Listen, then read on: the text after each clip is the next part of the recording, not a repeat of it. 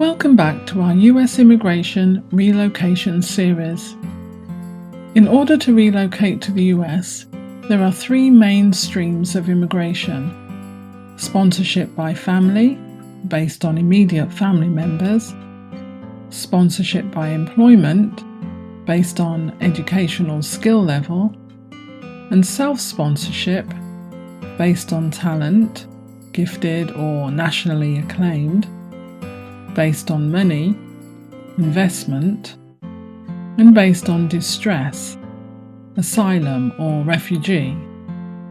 In this presentation, we're going to review some of the employment-based immigration options. US immigration classifies aliens looking for employment into several categories. EB-1 Green Card. The EB-1 Green Card is reserved for aliens with extraordinary talent, tenured professors and researchers, and intra-company transferees. Each year, 40,000 green cards are made available for aliens in this category. EB-2 Green Card. The EB-2 Green Card is reserved for aliens with PhDs and other advanced degrees, such as Master of Science, Master of Arts or law degrees, which in the US are actually doctorate degrees, because you can't take a qualifying law degree unless you already have a bachelor's degree. Again, each year, 40,000 green cards are made available for aliens in this category.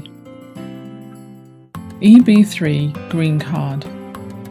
The EB-3 Green Card is by far the most competitively chased green card because of the 40,000 per year limit. You can qualify for an EB-3 Green Card if you have any qualification requiring a 2-year course of study, like the Registered Nurse qualification or a bachelor's degree. As you can imagine, far more people have a 2-year diploma or bachelor's degree than a PhD, or can qualify for an EB-1 Green Card. Thus, the 40,000 cap is not only reached very quickly, but now a backlog exists where applicants could be waiting more than 5 years, and quite honestly, no employer is going to wait 5 or more years for you to take up the position unless you're already working for them under a work permit or work visa. We'll cover work permits and work visas in this presentation series.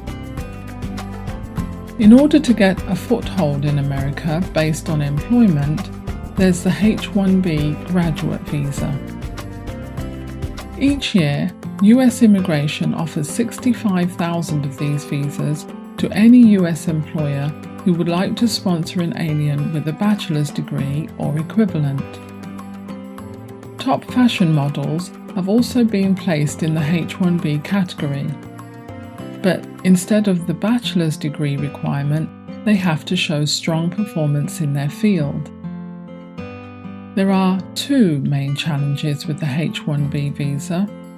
Firstly, it's very difficult to get the attention of a potential employer unless you're physically present in the US. Secondly, the 65,000 H-1B quota is released every April 1st, and often they're all gone within weeks or months of release.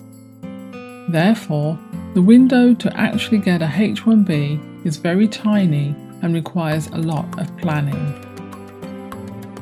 Most people who are able to get onto the H-1B ladder then go on to apply for one of the EB-1 through EB-3 green cards. Most people who get on the H-1B ladder first come over as F-1 students. As a student, they are able to obtain physical presence in the US and thus attend job fairs, etc., and get a student work permit and get temporary employment. As you can see, if you can make it as a student for 2 to 4 years to top up your educational profile, there is a pathway to get in a H-1B, and from the H-1B, there is a pathway to get in a green card. O-1 visa aliens of extraordinary ability. For those people working at the very top of their profession, you may be eligible for an O1 visa. We have written extensively on this visa type on our website, so only the highlights are given in this presentation. In a nutshell, if you're earning more than $150,000 per year in the corporate world, then it often follows that you will be able to meet 2 or more of the remaining 6 categories. If you're working in film, media, or entertainment where high pay is not always the case, you may have landed some leading roles in front of the camera or played a leading role behind the camera for the production company. We work with a lot of fashion designers, producers, editors, photographers, as well as actors, models, and musicians.